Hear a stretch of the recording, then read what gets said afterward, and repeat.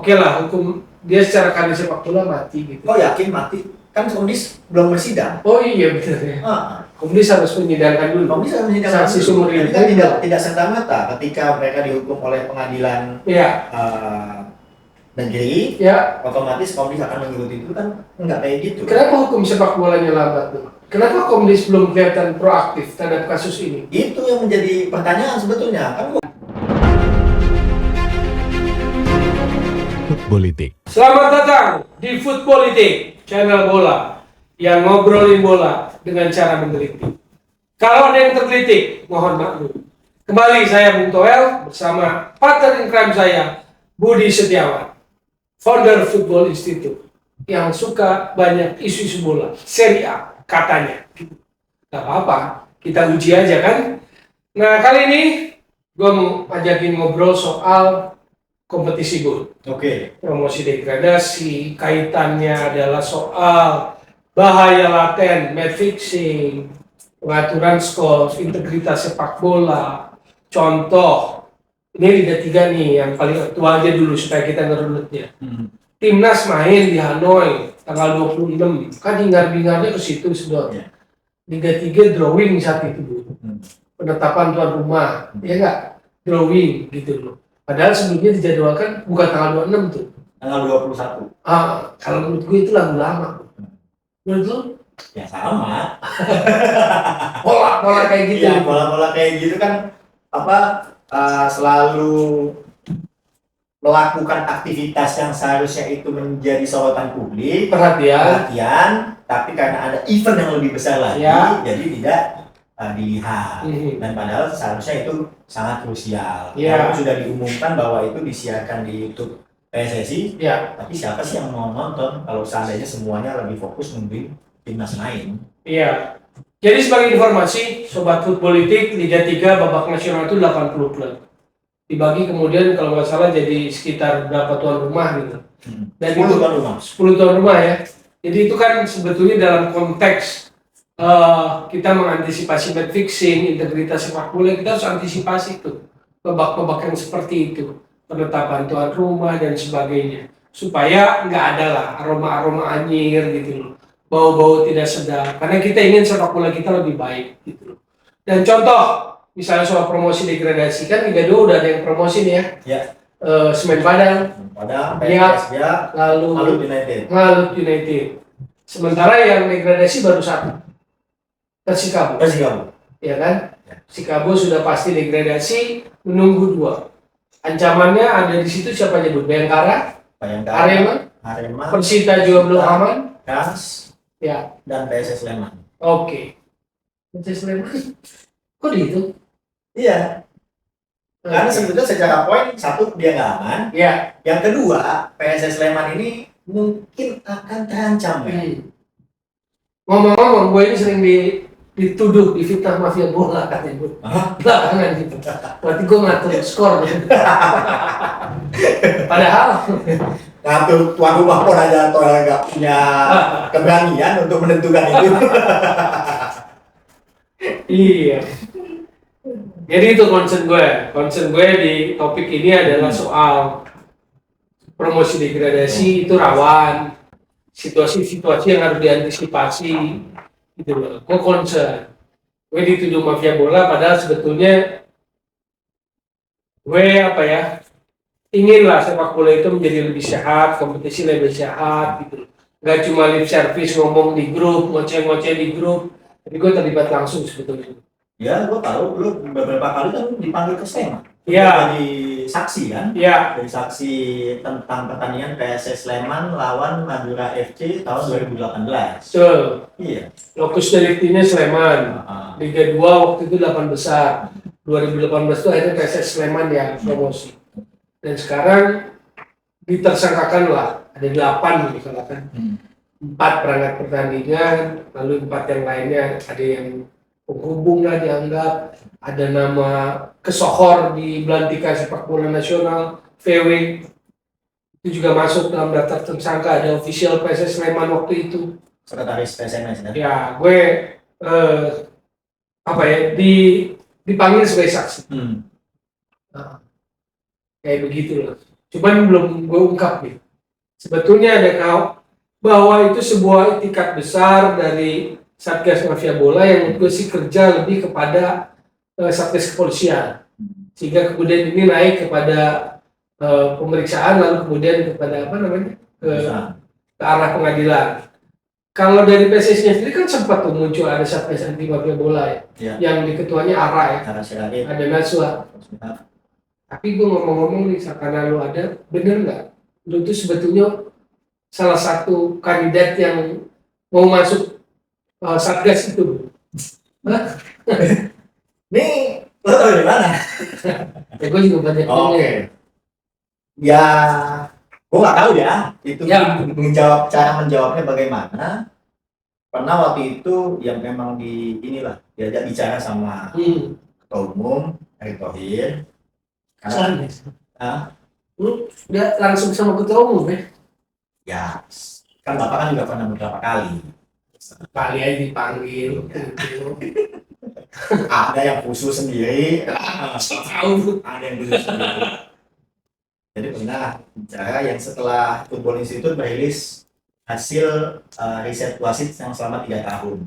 Bahwa ada indikasi klub-klub tertentu dipimpin oleh wasit-wasit tertentu dan sebaliknya demikian. Nah, di situ ya PSSI responsif lah terkait hasil riset itu, lalu berbicara tentang bagaimana penegakan disiplin dan kedepannya harus seperti apa segala macam, dan sempat terucap dari Ketua Umum bahwa nanti saya akan bikin task force tentang penegakan disiplin, ya nanti kamu di situ.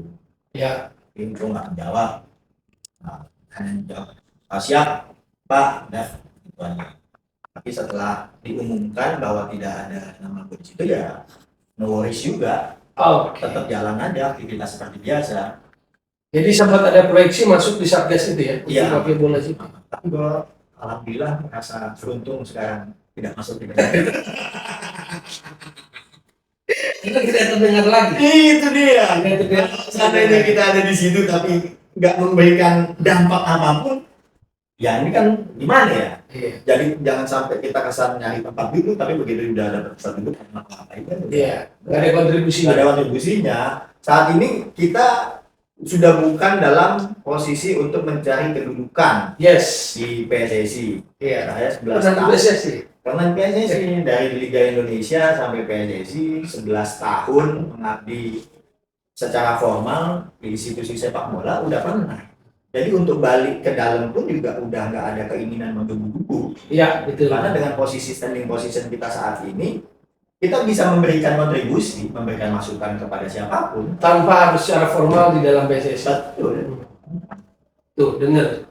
Buat yang suka menfitnah gue karena ingin masuk PSSI katanya. Bung Toel Mafia Bola, padahal Bung Toel itu saksi di pengadilan Mafia Bola di Sleman. Kasus itu 2019 ini gue buka nih sekarang nih. Dia narasumber tim Satgas Anti Mafia Bola yang dulu dipimpin oleh Hendro Pandowo dan juga wakilnya Pak Krisnamurti. Everyday dia ada di Polda Metro Jaya diskusi sama, kalau nggak Pak Hendro ya Bang Krisna. Iya, ke di Mabes ya. Atau di Mabes. Karena dibuka ya gue ungkap aja. Dan itu juga yang membuat gue kemudian nggak boleh apa istilahnya, nggak boleh atau apa siaran lagi di ban oleh stasiun TV, tidak boleh, bukan stasiun TV kali, oleh PSSI ya. PSSI kayak memberikan titah lah ya. Jangan Toel lagi presenternya atau komentatornya, karena lu waktu itu sebagai komentator pertandingan ya PSSI ya, Liga 1, Liga 2 memang 2018 itu kentara banget lah. Kalau buat gue yang sekian tahun terlibat di sepak bola termasuk di PSSI, 2018 itu kasar kelihatan gitu loh. Kalau kita ngikuti sebagai orang bola. Yang lebih kasar sudah ada lagi. Ya pasti. Liga 3 nasional. Tahun 2021 menurut gue itu kasar. Iya, kasar juga. Dan ini sangat mungkin terulang di Liga 3 tahun ini. Jadi harus aware. Iya. Kenapa? Karena pesan yang gua bawa dari Sleman, efek jerahnya itu kurang. Jadi misalnya gini, mereka itu kan secara hukum positif dijerat oleh pasal pidana Undang-Undang Suap tahun 80, nomor 11 tahun 80. itu sebetulnya ancaman hukumannya buat para pelaku yang misalnya perangkat pertandingan itu rendah. Ancamannya 2 tahun atau denda 15 tahun.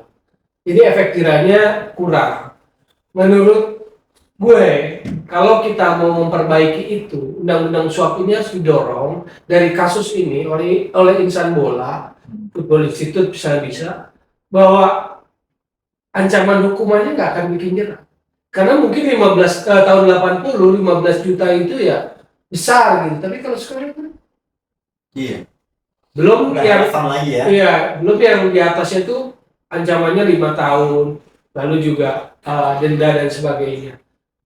Sementara situasinya ada tutup mulut nih. Tutup mulut misalnya itu sebagai sebuah kejahatan sepak bola yang sistematis gitu loh. Itu tutup mulut gitu loh. Jadi berhenti di 8 tersangka itu, nggak mau ngebuka gitu. Jadi seolah-olah hanya sebuah kejadian tunggal, seolah-olah bahkan kalau perangkat itu kesannya bahwa kesalahan di lapangan itu adalah kesalahan kecerobohan tenis sebagai perangkat, bukan sebuah kecurangan gitu. Kalau istilah hukumnya kan kecurangan gitu. Berarti ini masalahnya ada di instrumen hukumnya ya? Instrumen hukum. Di undang-undangnya ya, belum punya ya? Yang lebih parah artinya begini. Yang saya dengar memang nggak muncul di berita, putusannya sudah muncul yang terkait kasus itu.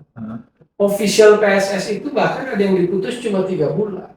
Cuma 3 bulan? Cuma 3 bulan. Belum yang nanti VW itu. Itu juga tuntutannya juga rendah.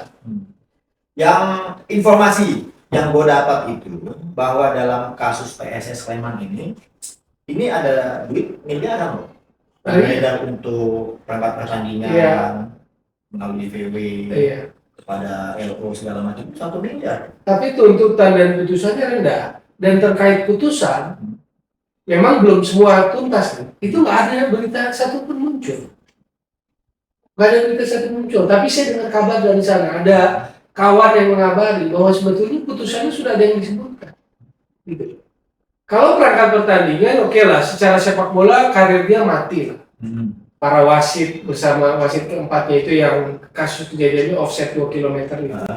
Oke lah, hukum dia secara karir sepak bola mati gitu. Oh yakin mati? Kan Komdis belum bersidang. Oh iya betul ya.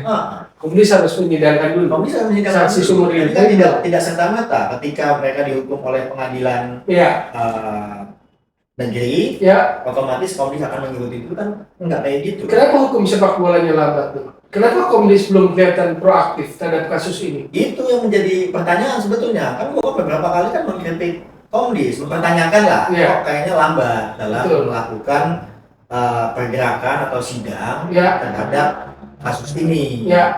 Ya kalau menurut gue sih bukan karena pelaku wasitnya, karena ini terkait dengan PSS Sleman. Karena kalau PSS Sleman ini diberikan hukuman seperti waktu Juventus tahun 2006 Calciopoli kan dia degradasi. Pertanyaannya begini, sistem kompetisi kita ini yang degradasi kan 3 wel. Persikabo sudah pasti, lalu 2 di atasnya. Kalau seandainya PSS dihukum oleh komisi disiplin degradasi, berarti 4 dong. Degradasi. Yang promosi selanjutnya berapa? Nah, maka runutannya gini Bu, satu efek jerahnya nggak ada kalau putusan hukumannya menjadi sangat ringan. Kedua, penegakan hukum sepak bolanya tidak dilakukan oleh Komdis. Komdisnya adem ayem aja, gitu kan? Lebih seneng dari naturalisasi. Kan akan menjadi lelucon, menggelikan buat orang-orang yang paham sepak bola bahwa kesalahan wasit itu adalah kesalahan teknis, kecerobohan, apalah gitu. Bukan sebuah kecurangan atau sebagai skenario ataupun apapun. Yang keempat itu kaitannya yang terakhir tadi, sebetulnya bola panas yang nanti akan jadi persoalan besar buat PSSI. Soal PSS Sleman. Jika para terdakwa itu terbukti dalam putusannya lalu kemudian ada putusan hukuman, berarti kan sah bahwa itu terbukti. Kan pidananya sudah ada. Hukum sepak bolanya apa terkait PSS Sleman? Menurut saya itu PR besar nanti bola panas buat PSSI. Harusnya sudah degradasi. Harusnya ya, kalau sudah terbukti. Karena di kode disiplin ada terlibat sekretaris official resmi loh, yang menjadi terdakwa kan? Dan manajernya juga kan? Officialnya 2. Salah satu anak tokoh besar di Sleman. di Sleman, Ya. mantan pengurus PSSI zaman Nurdin Halid. Ya, iya, betul. Dan saya 2 kali lah jadi saksi bolak-balik gitu loh. Jadi mafia yang disebut mafia ini menghabiskan waktu, meluangkan waktunya, meluangkan tenaganya, pikirannya untuk menjadi saksi, bisa disumpah gitu loh. Itu begitu yang dapat fitnah. Wah ini mafia bola karena dia benci sama STY karena nitipin pemain. Jadi kita buka sekarang nih ya. Dan sebagai closing, bola panasnya adalah hukum sepak bolanya terkait PSS Sleman. Gongnya itu yang tadi sebut degradasi itu 3. Kalau dikaitkan dengan Sleman akan bagaimana? Keputusannya? Apakah akan promosinya bertambah jadi 1 atau 4? Enak menurut. Atau ada ide liar lagi nih, yang sekarang ketua umum ini lagi dapat masukan-masukan liar juga. Liar bahwa kompetisi dibikin jadi 2 wilayah. Ini kan sesat ini. Hanya mengakomodir kepentingan sepak bola oknum aja. Ya. Karena sebetulnya dalam kita kan paham penilaian kenapa liga kita bagus atau enggak kan dilihat dari sistem kompetisinya.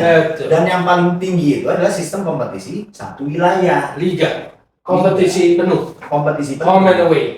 Sekarang aja dengan kompetisi penuh aja kita peringkat 6 di ASEAN. Ya. Kalau dibelah jadi 2 mau peringkat berapa kita di ASEAN? Lalu kaitannya adalah jatah kita di Liga Champions Asia maupun Piala AFC. Piala AFC. Sama satu lagi kan sekarang udah ada 3 tier tuh. Elit. Oh iya, conference. Iya betul. Jadi itulah PR besar, kita ngomongin soal banyak hal tadi, dari isu kecil, drawing Liga 3 yang ditindak, babak nasional, lalu drawing yang bertepatan dengan timnas main di Hanoi, jadi istilahnya apa Bud? Kesilap, ketutup oleh kesibukan timnas kan.